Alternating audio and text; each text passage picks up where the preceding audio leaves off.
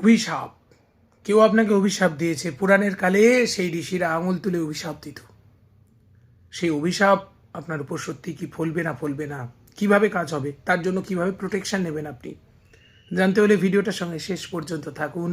Like দিয়ে দিন, subscribe করুন চ্যানেল স্বস্তি বার্তা। প্রথমেই বলি যে অভিশাপ খুব গুরুত্বপূর্ণ। সাপের চেয়েও বেশি ছোবল দেয়, কিন্তু প্রবাদ আছে শকুনের অভিশাপে গরু মরে না। আপনি কারো স্বার্থে বাধা হয়েছেন, সে অভিশাপ দিচ্ছে, আপনার কি লাগবে? উত্তর হচ্ছে লাগবে না।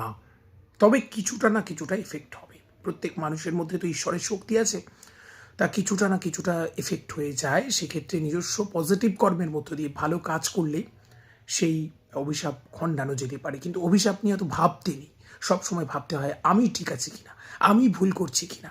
এই জায়গাটা ভাবলেই আমার সমাধান পেরিয়ে আসবে। আর যে যা বলছে বলুক, ঈশ্বরের কাছে কষ্ট হলে সেই চোখের জলটা ঈশ্বরের কাছে ফেলবেন, ঈশ্বরের নামে ফেলবেন, দেখবেন সেটা ঘুরে যাবে। আর সেটা ঘুরে গিয়ে তার উপরেই ক্রিয়া করবে। অভিশাপের উল্টো অভিশাপ দিলে উল্টে কর্মফল সৃষ্টি হয়ে যায়।